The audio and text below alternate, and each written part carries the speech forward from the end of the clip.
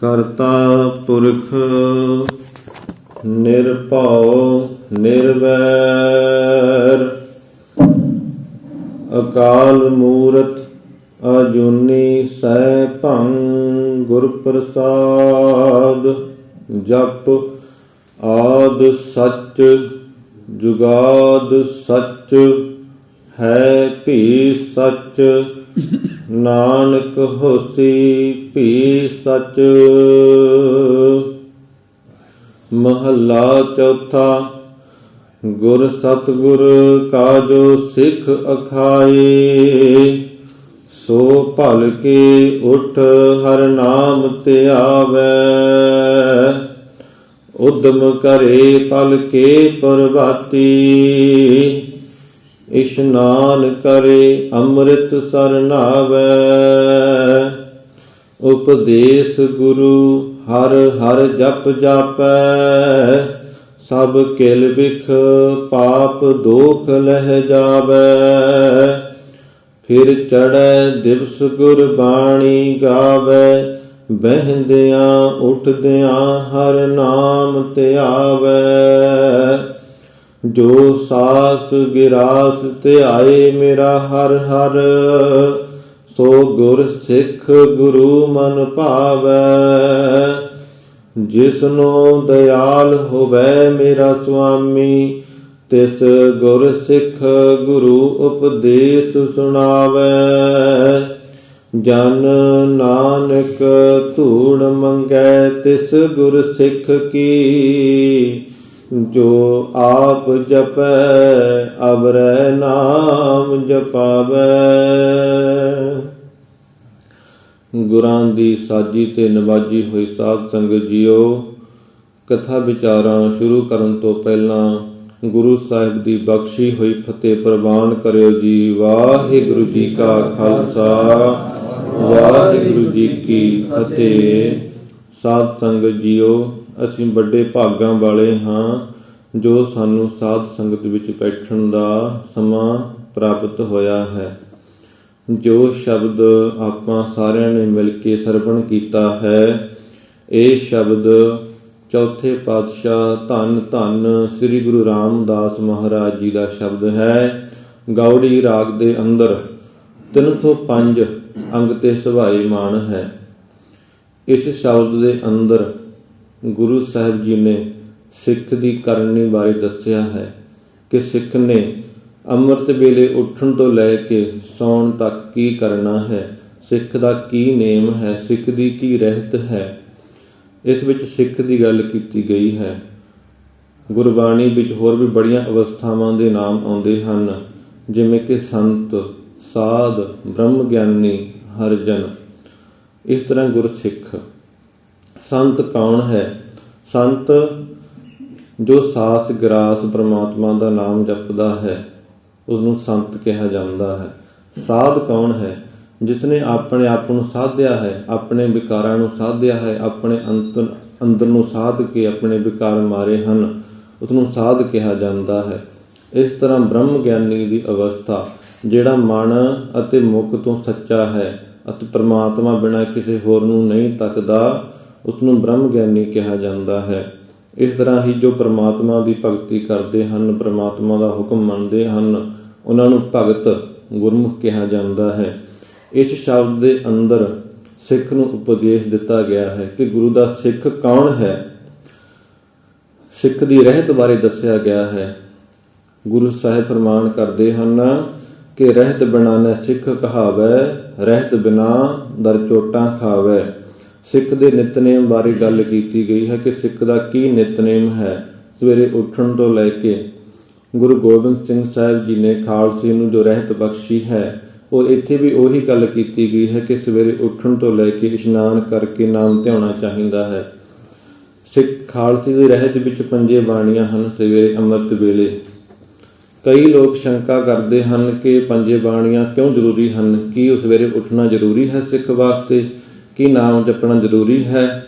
ਇਸ ਬਾਰੇ ਇਹ ਕਿਹਾ ਜਾਂਦਾ ਹੈ ਕਿ ਦੇਖੋ, ਜਿਵੇਂ ਤਨ ਦੀ ਖੁਰਾਕ ਦੁਨਿਆਵੀ ਭੋਜਨ ਹੈ, ਬਾਹਰਲਾ ਭੋਜਨ ਹੈ, ਇਸ ਤਰ੍ਹਾਂ ਮਨ ਦੀ ਖੁਰਾਕ ਹੈ ਜੋ ਅੰਮ੍ਰਿਤ ਬਾਣੀ ਹੈ, ਨਿਤਨੇਮ ਹੈ ਜੋ ਆਪਣੇ ਮਨ ਦੀ ਖੁਰਾਕ ਹੈ। ਜੇ ਆਪਣੇ ਤਨ ਦੀ ਖੁਰਾਕ ਵਾਸਤੇ ਆਪਾਂ ਬਾਹਰਲੀ ਭੋਜਨ ਖਾਂਦੇ ਹਾਂ, ਆਪਾਂ ਬਾਹਰਲਾ ਭੋਜਨ ਨਹੀਂ ਛੱਡ ਸਕਦੇ, ਤਾਂ ਅਸੀਂ ਮਨ ਦੀ ਖੁਰਾਕ ਵਾਸਤੇ ਬਾਣੀ ਨੂੰ ਕਿਵੇਂ ਛੱਡ ਸਕਦੇ ਹਾਂ, ਬਾਣੀ ਪੜ੍ਹਨੀ ਕਿਵੇਂ ਛੱਡ ਸਕਦੇ ਹਾਂ। ਸਿੱਖ ਦਾ ਨਿਤਨੇਮ ਇੰਨਾ ਪੱਕਾ ਹੋਣਾ ਚਾਹੀਦਾ ਹੈ ਕਿ ਚਾਹੇ ਮੌਤ ਵੀ ਆ ਜਾਵੇ ਪਰ ਨਿਤਨੇਮ ਨਹੀਂ ਛੁੱਟਣਾ ਚਾਹੀਦਾ। ਇਸ ਦਾ ਸਭ ਤੋਂ ਵੱਡਾ ਹਵਾਲਾ ਸਾਨੂੰ ਇਤਿਹਾਸ ਵਿੱਚ ਮਿਲਦਾ ਹੈ। ਜਦੋਂ ਸਰਸਾ ਦੇ ਕੰਢੇ ਤੇ ਸਾਰੇ ਪਰਿਵਾਰ ਦਾ ਵਿਛੋੜਾ ਹੋਇਆ, ਇੱਕ ਵਾਰੀ ਖਾਲਸੇ ਤੇ ਭੀੜ ਪਈ, ਗੁਰੂ ਸਾਹਿਬ ਨੇ ਉੱਥੇ ਨਿਤਨੇਮ ਕਿੰਨਾ ਪੱਕਾ ਹੋਣਾ ਚਾਹੀਦਾ ਇਹ ਕਰਕੇ ਵਿਖਾਇਆ। ਇੱਕ ਪਾਸੇ ਦੁਸ਼ਮਣ ਚੜਿਆ ਹੋਇਆ, 10 ਲੱਖ ਫੌਜ ਚੜੀ ਹੋਈ ਖਾਲਸੇ ਦੇ ਉੱਪਰ ਚੜਾਈ ਕਰਨ ਵਾਸਤੇ, ਇੱਕ ਪਾਸੇ ਮਾਰੋ ਮਾਰ ਹੋ ਰਹੀ ਹੈ, ਇੱਕ ਪਾਸੇ ਸਰਸਾ ਦਾ ਪਾਣੀ ਚੜਿਆ ਹੋਇਆ ਹੈ, ਤੇ ਗੁਰੂ ਸਾਹਿਬ ਜੀ ਨੇ ਭਾਈ ਦਇਆ ਸਿੰਘ ਨੂੰ ਬੁਲਾਇਆ ਕਿ ਭਾਈ ਦਇਆ ਸਿੰਘ ਜੀ, ਮੈਨੂੰ ਭੁੱਖ ਲੱਗੀ ਹੈ। ਭਾਈ ਦਇਆ ਸਿੰਘ ਜੀ ਨੇ ਕਿਹਾ, ਗੁਰੂ ਸਾਹਿਬ ਜੀ ਕੋਈ ਭੋਜਨ ਦਾ ਇੰਤਜ਼ਾਮ ਕਰੀਏ, ਕੋਈ ਰਸਤ ਪਾਣੀ ਲਿਆਈਏ। ਪਰ ਗੁਰੂ ਸਾਹਿਬ ਨੇ ਕਿਹਾ, ਨਹੀਂ ਦਇਆ ਸਿੰਘਾ, ਮੈਨੂੰ ਨਿਤਨੇਮ ਦੀ ਭੁੱਖ ਲੱਗੀ ਹੈ, ਅੰਮ੍ਰਿਤ ਵੇਲਾ ਹੋ ਗਿਆ, ਮੈਨੂੰ ਬਾਣੀ ਦੀ ਭੁੱਖ ਹੈ। ਆਥਾ ਦੀ ਵਾਰ ਦਾ ਕੀਰਤਨ ਗੁਰੂ ਸਾਹਿਬ ਨੇ ਕੀਤਾ। ਭਾਈ ਵਿਨੋਦ ਸਿੰਘ, ਬਾਜ ਸਿੰਘ ਵਰਗੇ ਸਿੱਖਾਂ ਦੀ ਗੁਰੂ ਸਾਹਿਬ ਨੇ ਡਿਊਟੀ ਲਾਈ ਵੀ ਕੋਈ ਦੁਸ਼ਮਣ ਇੱਧਰ ਨਾ ਆ ਜਾਵੇ। ਇੱਕ ਪਾਸੇ ਜੰਗ ਹੋ ਰਿਹਾ ਤੇ ਇੱਕ ਪਾਸੇ ਨਿਤਨੇਮ ਹੋ ਰਿਹਾ, ਇੱਕ ਪਾਸੇ ਮਾਰੋ ਮਾਰ ਮੱਚੀ ਪਈ ਹੈ, ਇੱਕ ਪਾਸੇ ਨਿਤਨੇਮ ਹੋ ਰਿਹਾ ਹੈ। ਇਹ ਗੁਰੂ ਸਾਹਿਬ ਨੇ ਸਾਨੂੰ ਖਾਲਸੇ ਨੂੰ ਦ੍ਰਿੜ ਕਰਾਉਣ ਵਾਸਤੇ ਖੁਦ ਨਿਤਨੇਮ ਕਰਕੇ ਵਿਖਾਇਆ। ਪਰ ਉਹ ਤਾਂ ਗੁਰੂ ਸਾਹਿਬ ਖੁਦ ਹੀ ਬਾਣੀ ਨੇ, ਉਹ ਤਾਂ ਖੁਦ ਹੀ ਨਿਰੰਕਾਰ ਨੇ, ਪਰ ਉਹਨਾਂ ਨੇ ਸਾਡੇ ਵਾਸਤੇ, ਸਿੱਖ ਨੂੰ ਪੱਕਾ ਬਣਾਉਣ ਵਾਸਤੇ ਕਰਕੇ ਵਿਖਾਇਆ। ਇਸ ਤਰ੍ਹਾਂ ਹੋਰ ਵੀ ਬੜੇ ਹਵਾਲੇ ਮਿਲਦੇ ਹਨ ਗੁਰਸਿੱਖਾਂ ਦੇ। ਜਦੋਂ ਮੀਰ ਮਨੂੰ ਦੇ ਕਚਹਿਰੀ ਵਿੱਚ ਮਾਈਆਂ ਸਨ, ਭੁੱਖਣ ਭਾਣੇ ਸੀ, ਪਰ ਨਿਤਨੇਮ ਨਹੀਂ ਸੀ ਕਦੇ ਛੱਡਿਆ। ਜਦੋਂ ਸਾਰਾ ਦਿਨ ਪੀਸਣ ਪੀਸੇ ਮਾਈਆਂ ਨੇ ਟੋਟਿਆਂ ਦੇ ਗਲਾਂ 'ਚ ਹਾਰ ਪਵਾਏ ਬੱਚਿਆਂ ਦੇ, ਪਰ ਰਾਤ ਨੂੰ ਕੀ ਅਰਦਾਸ ਕੀਤੀ ਕਿ ਆਪ ਜੀ ਦੇ ਭਾਣੇ ਵਿੱਚ ਦਿਨ ਸੁੱਖਾਂ ਦਾ ਬਤੀਤ ਹੋਇਆ ਹੈ, ਰਾਤਰੀ ਸੁੱਖਾਂ ਦੀ ਬਤੀਤ ਹੋਵੇ, ਨਿਤਨੇਮ ਬਖਸ਼ੋ, ਨਾਮ ਬਾਣੀ ਬਖਸ਼ੋ। ਇਸ ਕਰਕੇ ਮਹਾਰਾਜ ਨੇ ਕਿਹਾ ਹੈ ਕਿ ਰਹਿਣੀ ਰਹੇ ਸੋਈ ਸਿੱਖ ਮੇਰਾ, ਮੈਂ ਸਾਹਿਬ ਉਹ ਸਾਹਿਬ ਮੈਂ ਉਸਕਾ ਚੇਰਾ। ਰਹਿਤ ਬਿਨਾ ਨੇ ਸਿੱਖ ਕਹਾਵੈ, ਰਹਿਤ ਬਿਨਾ ਦਰ ਚੋਟਾਂ ਖਾਵੈ। ਕਿ ਮੈਨੂੰ ਸਿੱਖ ਨਹੀਂ ਪਿਆਰਾ, ਸਿੱਖ ਦੀ ਰਹਿਤ ਪਿਆਰੀ ਹੈ। ਜੇ ਸਿੱਖ ਮੇਰੀ ਰਹਿਤ ਵਿੱਚ ਰਹਿੰਦਾ ਹੈ, ਉਹ ਮੇਰਾ ਵੀ ਸਾਹਿਬ ਹੈ, ਮੈਂ ਉਸਦਾ ਚੇਲਾ ਹਾਂ, ਉਹ ਵੀ ਮੇਰਾ ਗੁਰੂ ਹੈ। ਇਨ ਗਰੀਬ ਸਿੱਖਣ ਕੋ ਦੂੰ ਪਾਤਸ਼ਾਹੀ, ਗੁਰੂ ਸਾਹਿਬ ਕਹਿੰਦੇ ਹਨ। ਮੇਰਾ ਸਿੱਖ ਇੰਨਾ ਪੱਕਾ ਹੋਣਾ ਚਾਹੀਦਾ ਹੈ ਨਿਤਨੇਮ ਵਿੱਚ ਕਿ ਕੋਈ ਵੀ ਔਕੜ ਆ ਜਾਵੇ। ਇਸ ਤੋਂ ਬਾਅਦ ਔਕੜ ਕਿਹੜੀ ਆਵੇਗੀ ਕਿ ਇੱਕ ਪਾਸੇ ਦੁਸ਼ਮਣ ਚੜਿਆ ਹੋਇਆ ਹੈ ਤੇ ਇੱਕ ਪਾਸੇ ਨਿਤਨੇਮ ਹੋ ਰਿਹਾ ਹੈ। ਇਸ ਤੋਂ ਬਾਅਦ ਤਾਂ ਆਪਣੇ ਤੋਂ ਤਾਂ ਕੋਈ ਭੀੜ ਆ ਨਹੀਂ ਸਕਦੀ। ਗੁਰੂ ਸਾਹਿਬ ਫਰਮਾਨ ਕਰਦੇ ਹਨ, ਮਹੱਲਾ ਚੌਥਾ, ਗੁਰ ਸਤਿਗੁਰ ਕਾ ਜੋ ਸਿੱਖ ਅਖਾਏ, ਸੋ ਭਲ ਕੇ ਉਠ ਹਰ ਨਾਮ ਧਿਆਵੈ। ਭਲ ਕੇ ਅਸੀਂ ਕਹਿੰਦੇ ਹਾਂ ਕਿ ਸਾਤੋਂ ਅੰਮ੍ਰਿਤ ਵੇਲੇ ਉੱਠਿਆ ਨਹੀਂ ਜਾਂਦਾ, ਗੁਰੂ ਜੀ ਸਾਨੂੰ ਭਲ ਕੇ ਉੱਠਣ ਦੀ ਜਾਂਚ ਬਖਸ਼ੋ। ਪਰ ਨਹੀਂ, ਸਾਨੂੰ ਇਹ ਅਰਦਾਸ ਕਰਨੀ ਚਾਹੀਦੀ ਹੈ ਕਿ ਗੁਰੂ ਜੀਓ ਸਾਨੂੰ ਸੌਣ ਦੀ ਜਾਂਚ ਆ ਜਾਵੇ। ਅਸੀਂ ਸੌਣਾ ਕਿੰਨੇ ਵਜੇ ਹੈ? ਜੇ ਅਸੀਂ 12-1 ਵਜੇ ਤੱਕ ਆਪਣਾ ਫੋਨ ਹੀ ਦੇਖੀ ਜਾਵਾਂਗੇ, ਫਿਲਮਾਂ ਦੇਖੀ ਜਾਵਾਂਗੇ, ਤਾਂ ਅਸੀਂ ਅੰਮ੍ਰਿਤ ਵੇਲਾ ਕਿਵੇਂ ਸਾਂਭ ਸਕਦੇ ਹਾਂ? ਜੇ ਸਾਡਾ ਖਾਣਾ ਪੀਣਾ ਹੀ ਇਹੋ ਜਿਹਾ ਹੈ ਕਿ ਅਸੀਂ ਰੱਜ ਪੁੱਜ ਕੇ ਸੌਂਦੇ ਹਾਂ, ਫਿਰ ਅਸੀਂ ਅੰਮ੍ਰਿਤ ਵੇਲੇ ਕਿਵੇਂ ਉੱਠ ਸਕਦੇ ਹਾਂ? ਸਾਨੂੰ ਇਹ ਅਰਦਾਸ ਕਰਨੀ ਚਾਹੀਦੀ ਹੈ ਕਿ ਮੇਰੇ ਮਾਲਕਾ, ਮੈਨੂੰ ਪਹਿਲਾਂ ਸੌਣ ਦੀ ਜਾਂਚ ਆਵੇ। ਮੈਂ ਕਿੰਨੇ ਵਜੇ ਸੌਣਾ ਹੈ, ਮੈਂ ਕੀ ਖਾ ਕੇ ਸੌਣਾ ਹੈ, ਕੀ ਦੇਖ ਕੇ ਸੌਣਾ ਹੈ, ਕੀ ਪੜ੍ਹ ਕੇ ਸੌਣਾ ਹੈ, ਸਾਡੀ ਸੰਗਤ ਕਿਹੋ ਜਿਹੀ ਹੈ, ਸਾਡਾ ਖਾਣਾ ਪੀਣਾ ਕਿਹੋ ਜਿਹਾ ਹੈ। ਫਿਰ ਹੀ ਅਸੀਂ ਟਾਈਮ ਨਾਲ ਸੌਵਾਂਗੇ ਅਤੇ ਫਿਰ ਹੀ ਅੰਮ੍ਰਿਤ ਵੇਲਾ ਸਾਂਭ ਸਕਾਂਗੇ। ਜੇ ਹੁਣ ਅਸੀਂ ਸੌਵਾਂਗੇ ਹੀ 12-1 ਵਜੇ, ਫਿਰ ਅਸੀਂ 2:30 ਵਜੇ ਉੱਠ ਕੇ ਕਿੱਥੋਂ ਚੌਂਕੜਾ ਮਾਰ ਸਕਾਂਗੇ? ਸੋ ਭਲ ਕੇ ਉੱਠ ਹਰਿ ਨਾਮ ਧਿਆਵੈ। ਗੁਰੂ ਸਾਹਿਬ ਪ੍ਰਮਾਣ ਕਰਦੇ ਹਨ ਕਿ ਜੋ ਗੁਰੂ ਦਾ ਸਿੱਖ ਹੈ, ਗੁਰੂ ਦਾ ਭਗਤ ਹੈ, ਗੁਰੂ ਦਾ ਸੱਚਾ ਸਿੱਖ ਹੈ, ਸੋ ਭਲ ਕੇ ਉੱਠ, ਸੋ ਅੰਮ੍ਰਿਤ ਵੇਲੇ ਉੱਠ ਕੇ ਗੁਰੂ ਦਾ ਨਾਮ ਧਿਆਉਣਾ ਕਰੇ, ਪ੍ਰਮਾਤਮਾ ਦਾ ਨਾਮ ਧਿਆਉਣਾ ਕਰੇ। ਜੋ ਮਹਾਂਪੁਰਖ ਹੁੰਦੇ ਹਨ, ਸੰਤ ਬ੍ਰਹਮ ਗਿਆਨੀ ਹੁੰਦੇ ਹਨ, ਉਹਨਾਂ ਦਾ 2:30 ਵਜੇ ਚੌਂਕੜਾ ਵੱਜ ਜਾਂਦਾ ਹੈ ਆਪਣੇ ਆਪ। ਉਹ ਰਹਿਤ ਵਿੱਚ ਇੰਨੇ ਪੱਕੇ ਹੁੰਦੇ ਹਨ ਕਿ ਕਦੇ ਵੀ ਅੰਮ੍ਰਿਤ ਵੇਲਾ ਨਹੀਂ ਖੁੰਝ ਸਕਦਾ। ਬਾਕੀ ਸਾਰੇ ਕੰਮ ਲੇਟ ਹੋ ਸਕਦੇ ਹਨ, ਪਰ ਨਿਤਨੇਮ ਕਦੇ ਵੀ ਲੇਟ ਨਹੀਂ ਹੁੰਦਾ। ਗੁਰੂ ਸਤਿਗੁਰ ਕਾਜੋ ਸਿੱਖ ਅਖਾਏ, ਸੋ ਭਲ ਕੇ ਉੱਠ ਹਰ ਨਾਮ ਧਿਆਵੈ। ਅੰਮ੍ਰਿਤ ਵੇਲੇ ਉੱਠ ਕੇ ਪ੍ਰਮਾਤਮਾ ਦਾ ਨਾਮ ਧਿਆਉਣਾ ਕਰੇ। ਉਦਮ ਕਰੇ ਭਲ ਕੇ ਪ੍ਰਭਾਤੀ, ਉਦਮ ਕਰਕੇ ਉੱਠੇ ਭਲ ਕੇ, ਇਵੇਂ ਨਹੀਂ ਉੱਠਿਆ ਜਾਣਾ। ਮਿਹਨਤ ਕਰਕੇ ਪ੍ਰਮਾਤਮਾ ਅੱਗੇ ਅਰਦਾਸ ਕਰਕੇ ਕਿ ਸੋਝੀ ਬਖਸ਼ ਪ੍ਰਮਾਤਮਾ। ਉਦਮ ਕਰੇ ਭਲ ਕੇ ਪ੍ਰਭਾਤੀ, ਇਸ਼ਨਾਨ ਕਰੇ ਅਤੇ ਆਪਣੇ ਤਨ ਨੂੰ ਸਾਫ਼ ਕਰੇ, ਆਪਣੇ ਤਨ ਦੀ ਸਫਾਈ ਕਰੇ। ਫਿਰ ਅੰਮ੍ਰਿਤ ਸਰਨਾਵੈ, ਅੰਮ੍ਰਿਤ ਬਾਣੀ ਵਿੱਚ ਚੁੰਬੀ ਮਾਰੇ, ਆਪਣਾ ਨਿਤਨੇਮ ਕਰੇ। ਸਿੱਖ ਨੂੰ ਸਵੇਰੇ 5 ਬਾਣੀਆਂ ਦਾ ਪੱਕਾ ਨਿਤਨੇਮ ਬਖਸ਼ਿਆ ਹੈ ਮਹਾਰਾਜ ਨੇ। ਜਪਜੀ ਸਾਹਿਬ, ਜਾਪ ਸਾਹਿਬ, ਤਪ ਪ੍ਰਸਾਦ ਸਵਈਏ, ਬੇਨਤੀ ਚੌਪਈ ਅਤੇ ਆਨੰਦ ਸਾਹਿਬ। ਇਸ ਤਰ੍ਹਾਂ ਹੀ ਸ਼ਾਮ ਦਾ ਨਿਤਨੇਮ ਮਹਾਰਾਜ ਜੀ ਨੇ ਬਖਸ਼ਿਆ ਹੈ ਰਹਿਰਾਸ ਸਾਹਿਬ ਅਤੇ ਸੌਣ ਵੇਲੇ ਸੋਹਿਲਾ ਸਾਹਿਬ। ਰਹਿਤਨਾਮਿਆਂ ਵਿੱਚ ਬਾਣੀ ਬਾਰੇ ਜ਼ਿਕਰ ਆਉਂਦਾ ਹੈ, ਬਿਨ ਜਪ ਪੜ੍ਹੇ ਪ੍ਰਸਾਦ ਜੋ ਖਾਵੈ। ਭਾਵ ਜੋ ਬਿਨਾਂ ਜਪਜੀ ਸਾਹਿਬ ਪੜ੍ਹੇ ਅੰਨ ਪਾਣੀ ਮੂੰਹ ਵਿੱਚ ਪਾਉਂਦਾ ਹੈ, ਉਹਨੂੰ ਤਨਖਾਹੀਆ ਕਰਾਰ ਦਿੱਤਾ ਗਿਆ ਹੈ। ਉਦਮ ਕਰੇ ਭਲ ਕੇ ਪ੍ਰਭਾਤੀ, ਇਸ਼ਨਾਨ ਕਰੇ। ਸਭ ਤੋਂ ਪਹਿਲਾਂ ਇਸ਼ਨਾਨ ਕਰੇ, ਆਪਣੇ ਸਰੀਰ ਦੀ ਸਫਾਈ ਕਰੇ। ਫਿਰ ਅੰਮ੍ਰਿਤ ਬਾਣੀ ਵਿੱਚ ਚੁੰਬੀ ਲਾਵੇ। 5 ਬਾਣੀਆਂ ਦੇ ਨਿਤਨੇਮ ਕਰੇ।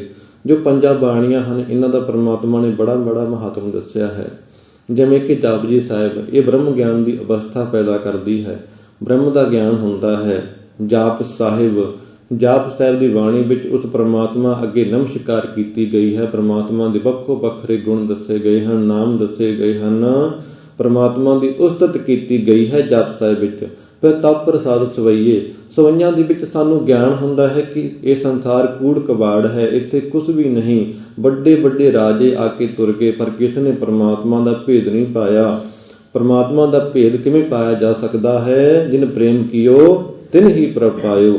ਫਿਰ ਬੇਨਤੀ ਚੌਪਈ, ਫਿਰ ਅਸੀਂ ਪ੍ਰਮਾਤਮਾ ਅੱਗੇ ਬੇਨਤੀ ਕਰਦੇ ਹਾਂ ਕਿ ਪ੍ਰਮਾਤਮਾ ਹਮਰੀ ਕਰੋ ਹਾਥ ਦੇ ਰੱਛਾ, ਕਿ ਪ੍ਰਮਾਤਮਾ ਮੇਰੀ ਰੱਖਿਆ ਕਰ, ਮੈਨੂੰ ਵਿਕਾਰਾਂ ਤੋਂ ਬਚਾ। ਫਿਰ ਆਨੰਦਮਈ ਦੀ ਅਵਸਥਾ ਆ ਜਾਂਦੀ ਹੈ। ਆਨੰਦ ਸਾਹਿਬ, ਆਨੰਦ ਭਇਆ ਮੇਰੀ ਮਾਏ, ਸਤਿਗੁਰੂ ਮੈਂ ਪਾਇਆ। ਸਾਨੂੰ ਗਿਆਨ ਹੁੰਦਾ ਹੈ ਕਿ ਸਤਿਗੁਰੂ ਦੀ ਸੱਚੀ ਬਾਣੀ ਸੁਣਨ ਨਾਲ ਸੰਤ ਸਾਜਨ ਭਏ ਸਰਸੇ ਪੂਰੇ ਗੁੱਤੇ ਜਾਣੀ, ਸੁਣ ਤੇ ਪਨੀਤ ਕਹਤੇ ਵਿਦ ਸਤਿਗੁਰ ਰਹਿਆ ਪਰ ਪੂਰੇ, ਬਿਨ ਬੰਤ ਨਾਨਕ ਗੁਰ ਚਰਨ ਲਾਗੇ ਬਾਜੀ ਅਨਹਦ ਤੂਰੇ। ਕਿ ਅਸੀਂ ਕਿਸ ਤਰ੍ਹਾਂ ਆਪਣੇ ਜੀਵਨ ਵਿੱਚ ਆਨੰਦ ਲਿਆ ਸਕਦੇ ਹਾਂ, ਸਾਨੂੰ ਗਿਆਨ ਹੁੰਦਾ ਹੈ। ਇਸ ਤਰ੍ਹਾਂ ਹੀ ਸ਼ਾਮ ਦੀ ਨਿਤਨੇਮ ਹੈ ਰਹਿਰਾਸ ਸਾਹਿਬ ਅਤੇ ਕੀਰਤਨ ਸੋਹਿਲਾ। ਗੁਰੂ ਸਾਹਿਬ ਕਹਿੰਦੇ ਹਨ ਕਿ ਅੰਮ੍ਰਿਤ ਤਰਨਾਵੈ, ਅੰਮ੍ਰਿਤ ਬਾਣੀ ਵਿੱਚ ਚੁੰਬੀ ਲਾਵੇ। ਅੰਮ੍ਰਿਤ ਬਾਣੀ ਹਰ ਹਰ ਤੇਰੀ, ਸੁਣ ਸੁਣ ਹੋਵੈ ਪਰਮਗਤ ਮੇਰੀ। ਫਿਰ ਗੁਰੂ ਸਾਹਿਬ ਫਰਮਾਨ ਕਰਦੇ ਹਨ ਕਿ ਉਪਦੇਸ਼ ਗੁਰੂ ਹਰ ਹਰ ਜਪ ਜਾਪੈ, ਸਭ ਕਿਲ ਬਿਕ ਪਾਪ ਦੋਖ ਲਹਿ ਜਾਵੈ। ਉਪਦੇਸ਼ ਗੁਰੂ, ਗੁਰੂ ਸਾਹਿਬ ਦੇ ਉਪਦੇਸ਼ ਦੇ ਅਨੁਸਾਰ ਹਰ ਹਰ ਜਪ ਜਾਪੈ, ਭਾਵ ਪ੍ਰਮਾਤਮਾ ਦਾ ਨਾਮ ਜਪਣਾ ਕਰ। ਵਾਹਿਗੁਰੂ ਵਾਹਿਗੁਰੂ ਵਾਹਿਗੁਰੂ ਦਾ ਨਾਮ ਜਪ। ਰਹਿਤਨਾਮੇ ਵਿੱਚ ਆਉਂਦਾ ਹੈ ਕਿ ਵਾਹਿਗੁਰੂ ਬਿਨ ਮੁਖ ਅਵਰ ਨਾ ਜਪੈ, ਕਿ ਪ੍ਰਮਾਤਮਾ ਦਾ ਨਾਮ ਵਾਹਿਗੁਰੂ ਤੋਂ ਬਿਨਾਂ ਮੁਖ ਤੋਂ ਕੋਈ ਹੋਰ ਨਾ ਜਪੇ। ਫਿਰ ਕੀ ਹੋਵੇਗਾ? ਨਾਮ ਜਪਣ ਨਾਲ ਕੀ ਹੋਵੇਗਾ? ਗੁਰੂ ਸਾਹਿਬ ਪ੍ਰਮਾਣ ਕਰਦੇ ਹਨ, ਸਭ ਕਿਲ ਵਿਖ ਪਾਪ ਦੁੱਖ ਲਹਿ ਜਾਵੈ। ਤੇਰੇ ਸਾਰੇ ਪਾਪ ਦੁੱਖ ਦੂਰ ਹੋ ਜਾਣਗੇ। ਜਿਹੜੇ ਤੂੰ ਮਾੜੇ ਕਰਮ ਕੀਤੇ ਹਨ, ਇਹਨਾਂ ਦਾ ਦੋਸ਼ ਤੇਰੇ ਤੋਂ ਲੈ ਜਾਵੇਗਾ। ਗੁਰੂ ਸਾਹਿਬ ਸੁਖਮਨੀ ਸਾਹਿਬ ਵਿੱਚ ਫਰਮਾਨ ਕਰਦੇ ਹਨ, ਸਿਮਰੋ ਸਿਮਰ ਸਿਮਰ ਸੁਖ ਪਾਵੋ, ਕਲ ਕਲੇਸ਼ ਤਨ ਮਾਹੇ ਮਿਟਾਵੋ। ਕਿ ਜਿਹੜੇ ਤੇਰੇ ਤਨ ਦੇ ਕਲੇਸ਼ ਨੇ, ਮਨ ਦੇ ਕਲੇਸ਼ ਨੇ, ਮਨ ਵਿੱਚ ਦੁਬਿਧਾ ਪੈਦਾ ਹੁੰਦੀ ਹੈ, ਤਨ ਦੇ ਦੁੱਖ ਕਲੇਸ਼ ਹਨ, ਉਹ ਸਾਰੇ ਦੂਰ ਹੋ ਜਾਣਗੇ ਹਰ ਹਰ ਜਪਣ ਨਾਲ, ਪਰਮਾਤਮਾ ਦਾ ਨਾਮ ਧਿਆਉਣ ਨਾਲ। ਕਿਉਂਕਿ ਪ੍ਰਭ ਕਾ ਸਿਮਰਨ ਸਭ ਤੇ ਉੱਚਾ, ਜਿਹੜਾ ਪਰਮਾਤਮਾ ਦਾ ਸਿਮਰਨ ਹੈ ਸਭ ਤੋਂ ਉੱਚਾ। ਫਿਰ ਗੁਰੂ ਸਾਹਿਬ ਫਰਮਾਨ ਕਰਦੇ ਹਨ, ਫਿਰ ਚੜ੍ਹੇ ਦਿਵਸ ਗੁਰਬਾਣੀ ਗਾਵੈ, ਬਹਿੰਦਿਆਂ ਉੱਠਦਿਆਂ ਹਰ ਨਾਮ ਧਿਆਵੈ। ਭਾਵ ਜਦੋਂ ਫਿਰ ਦਿਨ ਚੜ੍ਹੇ ਕੀ ਕਰਨਾ ਚਾਹੀਦਾ ਹੈ?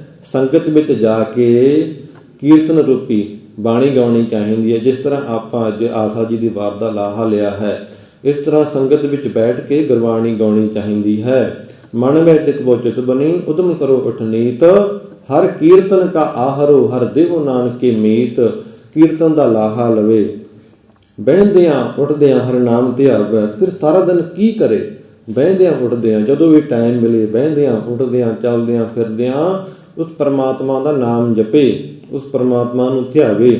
ਇੱਕ ਛਿਣ ਵੀ ਉਸ ਪਰਮਾਤਮਾ ਨੂੰ ਨਾਮ ਭੁੱਲੇ। ਗੁਰਮੁਖ ਰੋਮ ਰੋਮ ਹਰਿ ਧਿਆਵੈ। ਐਸੀ ਅਵਸਥਾ ਬਣ ਜਾਵੇ ਕਿ ਘਟ ਘਟ ਮੈਂ ਹਰਿ ਜੁਬਸੈ, ਇਹ ਗਿਆਨ ਹੋ ਜਾਵੇ, ਫਿਰ ਹੀ ਬਹਿੰਦਿਆਂ ਉੱਠਦਿਆਂ ਹਰਿ ਨਾਮ ਧਿਆਇਆ ਜਾ ਸਕਦਾ ਹੈ। ਗੁਰੂ ਸਾਹਿਬ ਕਹਿੰਦੇ, ਜੋ ਸਾਸ ਗਿਰਾਸ ਧਿਆਏ ਮੇਰਾ ਹਰ ਹਰ, ਸੋ ਗੁਰ ਸਿੱਖ ਗੁਰੂ ਮਨ ਭਾਵੈ। ਹੁਣ ਇੱਕ ਗੱਲ ਦਾ ਖਿਆਲ ਕਰੀਏ, ਜੋ ਪਹਿਲੀ ਪੰਕਤੀ ਸੀ ਉਸ ਵਿੱਚ ਸਿਰਫ ਸਿੱਖ ਆਇਆ ਸੀ, ਪਰ ਹੁਣ ਗੁਰ ਸਿੱਖ ਆ ਗਿਆ ਹੈ। ਜਦੋਂ ਅਸੀਂ ਨਾਮ ਧਿਆਵਾਂਗੇ, ਪ੍ਰਮਾਤਮਾ ਦੀ ਰਹਿਤ ਵਿੱਚ ਪੱਕੇ ਹੋਵਾਂਗੇ, ਤਾਂ ਅਸੀਂ ਸਿੱਖ ਤੋਂ ਗੁਰੂ ਦੇ ਸਿੱਖ ਬਣ ਜਾਵਾਂਗੇ। ਇੱਥੇ ਗੁਰ ਸਿੱਖ ਸ਼ਬਦ ਆਇਆ ਹੈ, ਭਾਵ ਗੁਰੂ ਦਾ ਸਿੱਖ। ਜੋ ਸਾਸ ਗਿਰਾਸ ਧਿਆਏ ਮੇਰਾ ਹਰ ਹਰ, ਭਾਵ ਜੋ ਹਰੇਕ ਸਾਹ ਦੇ ਨਾਲ ਪ੍ਰਮਾਤਮਾ ਨੂੰ ਯਾਦ ਰੱਖਦਾ ਹੈ, ਪ੍ਰਮਾਤਮਾ ਦਾ ਨਾਮ ਸਿਮਰਦਾ ਹੈ, ਉਹ ਫਿਰ ਗੁਰੂ ਨੂੰ ਪਿਆਰਾ ਲੱਗਣ ਲੱਗ ਜਾਂਦਾ ਹੈ, ਗੁਰੂ ਨੂੰ ਪ੍ਰੇਮ ਕਰਨ ਲੱਗ ਜਾਂਦਾ ਹੈ, ਫਿਰ ਗੁਰੂ ਦਾ ਸਿੱਖ ਬਣ ਜਾਂਦਾ ਹੈ। ਜਦੋਂ ਗੁਰੂ ਦੇ ਮਨ ਨੂੰ ਭਾ ਜਾਂਦਾ ਹੈ ਤਾਂ ਫਿਰ ਗੁਰੂ ਦਾ ਸਿੱਖ ਬਣ ਜਾਂਦਾ ਹੈ, ਗੁਰੂ ਦਾ ਸੱਚਾ ਸੇਵਕ ਬਣ ਜਾਂਦਾ ਹੈ। ਤੇ ਗੁਰੂ ਸਾਹਿਬ ਪ੍ਰਮਾਣ ਕਰਦੇ ਹਨ ਕਿ ਜਿਸ ਨੂੰ ਦਿਆਲ ਹੋਵੇ ਮੇਰਾ ਸੁਆਮੀ, ਤਿਸ ਗੁਰ ਸਿੱਖ ਗੁਰੂ ਉਪਦੇਸ਼ ਸੁਣਾਵੈ। ਫਿਰ ਜਿਸ ਗੁਰਸਿੱਖ ਦੇ ਉੱਤੇ ਪ੍ਰਮਾਤਮਾ ਦਿਆਲ ਹੋ ਜਾਂਦਾ ਹੈ, ਪ੍ਰਮਾਤਮਾ ਆਪਣੀ ਦ੍ਰਿਸ਼ਟੀ ਪਾ ਦਿੰਦਾ ਹੈ, ਆਪਣੀ ਨਜ਼ਰ ਕਰ ਦਿੰਦਾ ਹੈ। ਜਿਨ ਕੋ ਨਦਰ ਕਰਮ ਤਨਕਾਰ, ਨਾਨਕ ਨਦਰੀ ਨਦਰ ਨਿਹਾਲ। ਜਿਸ ਦੇ ਜਦੋਂ ਪ੍ਰਮਾਤਮਾ ਗੁਰੂ ਦੇ ਪਿਆਰ ਕਰਨ ਲੱਗ ਜਾਂਦਾ ਹੈ ਤਾਂ ਆਪਣਾ ਫਿਰ ਉਪਦੇਸ਼ ਜਿਹੜਾ ਆਪਣੇ ਸਿੱਖ ਨੂੰ ਦਸਾਉਂਦਾ ਹੈ ਕਿ ਹੁਣ ਉਹਨੇ ਅੱਗੇ ਕੀ ਕਰਨਾ ਹੈ, ਕਿਸ ਤਰ੍ਹਾਂ ਜੀਵਨ ਜਾਚ ਜਿਉਣੀ ਹੈ, ਕਿਸ ਤਰ੍ਹਾਂ ਨਾਮ ਜਪਣਾ ਹੈ। ਜਿਸ ਨੂੰ ਦਿਆਲ ਹੋਵੇ ਮੇਰਾ ਸੁਆਮੀ, ਜਿਸ ਤੇ ਪ੍ਰਮਾਤਮਾ ਦਿਆਲ ਹੋ ਜਾਂਦਾ ਹੈ, ਉਸ ਨੂੰ ਸਭ ਕੁਝ ਬਖਸ਼ ਦਿੰਦਾ ਹੈ। ਜਨ ਨਾਨਕ ਧੂੜ ਮੰਗੈ ਤਿਸ ਗੁਰ ਸਿੱਖ ਕੀ, ਤਾਂ ਪ੍ਰਮਾਤਮਾ ਵੀ ਹੇ ਨਾਨਕ ਮੈਂ ਉਸ ਦੀ ਧੂੜ ਮੰਗਦਾ ਹਾਂ। ਗੁਰੂ ਸਾਹਿਬ ਕਹਿੰਦੇ ਹੇ ਨਾਨਕ, ਜਨ ਨਾਨਕ ਧੂੜ ਮੰਗੇ ਤਿਸ ਗੁਰਸਿੱਖ ਕੀ, ਮੈਂ ਧੂੜ ਮੰਗਦਾ ਹਾਂ ਐਸੇ ਗੁਰਸਿੱਖ ਦੀ। ਕਿਹੜੇ ਗੁਰਸਿੱਖ ਦੀ? ਜੋ ਆਪ ਜਪੈ ਅਵਰੈ ਨਾਮ ਜਪਾਵੈ, ਜੋ ਆਪ ਤਾਂ ਪ੍ਰਮਾਤਮਾ ਦਾ ਨਾਮ ਜਪਦਾ ਹੀ ਹੈ ਅਤੇ ਹੋਰਨਾਂ ਨੂੰ ਵੀ ਪ੍ਰੇਰਨਾ ਕਰਦਾ ਹੈ ਕਿ ਉਸ ਪ੍ਰਮਾਤਮਾ ਦਾ ਨਾਮ ਜਪੋ, ਉਸ ਪ੍ਰਮਾਤਮਾ ਦਾ ਨਾਮ ਧਿਆਵੋ। ਐਸੇ ਸਿੱਖ ਤੋਂ ਮੈਂ ਬਲਿਹਾਰੇ ਜਾਂਦਾ ਹਾਂ। ਗੁਰੂ ਸਾਹਿਬ ਕਹਿੰਦੇ ਮੈਂ ਚਰਨ ਧੂੜ ਮੰਗਦਾ ਹਾਂ, ਮੈਂ ਚਰਨ ਧੂੜ ਆਪਣੇ ਮੱਥੇ ਨੂੰ ਲਾਉਂਦਾ ਹਾਂ ਐਸੇ ਸਿੱਖਾਂ ਦੀ, ਐਸੇ ਸਾਧੂ ਜਨਾਂ ਦੀ, ਐਸੇ ਸੰਤਾਂ ਦੀ ਜਿਨ੍ਹਾਂ ਨੇ ਆਪ ਵੀ ਜਪਿਆ ਤੇ ਹੋਰਾਂ ਨੂੰ ਵੀ ਨਾਮ ਜਪਾਇਆ, ਭਾਵ ਹੋਰਾਂ ਨੂੰ ਵੀ ਸਿੱਖ ਬਣਾਇਆ।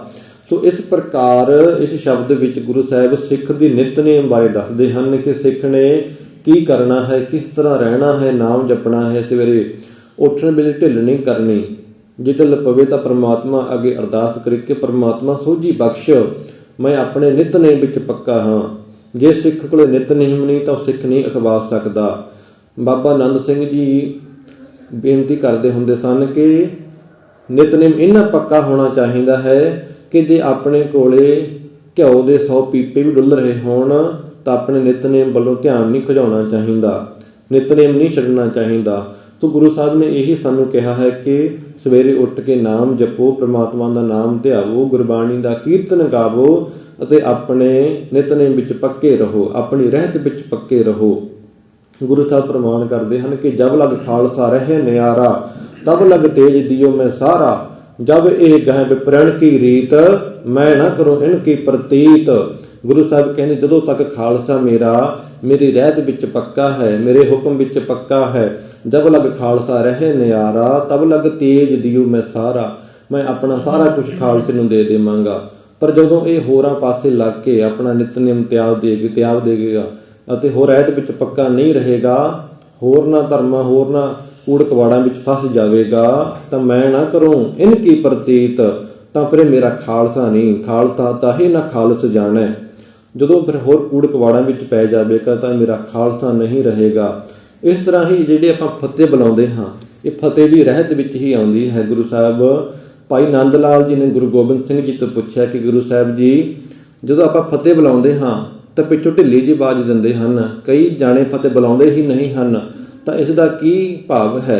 ਤਾਂ ਗੁਰੂ ਸਾਹਿਬ ਨੇ ਕਿਹਾ ਕਿ ਨੰਦ ਲਾਲ ਜੀ ਤੁਸੀਂ ਲਿਖੋ ਆਪਣੀ ਰਤਨਾਵਲੀ ਵਿੱਚ, ਭਗਤ ਰਤਨਾਵਲੀ ਵਿੱਚ ਗੁਰੂ ਸਾਹਿਬ ਲਿਖਦੇ ਹਨ, ਲਿਖਵਾਉਂਦੇ ਹਨ ਕਿ ਹੇ ਨੰਦ ਲਾਲ ਜੀ ਸੁਣੋ, ਜੇ ਕੋਈ ਫਤਿਹ ਦਾ ਜਵਾਬ ਗੱਜ ਵੱਜ ਕੇ ਦਿੰਦਾ ਹੈ, ਗੁਰਸਿੱਖ ਨੂੰ ਗੁਰਸਿੱਖ ਮਿਲਣ ਵੇਲੇ ਫਤਿਹ ਦਾ ਜਵਾਬ ਗੱਜ ਵੱਜ ਕੇ ਦਿੰਦਾ ਹੈ ਤਾਂ ਉਸ ਵੱਲ ਮੇਰਾ ਮੁੱਖ ਹੋਵੇਗਾ, ਅਤੇ ਜੇ ਕੋਈ ਢਿੱਲੀ ਜਿਹੀ ਆਵਾਜ਼ ਆਉਂਦੀ ਹੈ ਉਸ ਵੱਲ ਮੇਰਾ ਸੱਜਾ ਮੋਢਾ, ਅਤੇ ਜੇ ਕੋਈ ਫਤਿਹ ਲੇਟ ਬੁਲਾਉਂਦਾ ਹੈ, ਬਾਅਦ ਚ ਥੋੜੀ ਫਤਿਹ ਬੁਲਾਉਂਦਾ ਹੈ ਤਾਂ ਉਸ ਵੱਲ ਮੇਰਾ ਖੱਬਾ ਮੋਢਾ।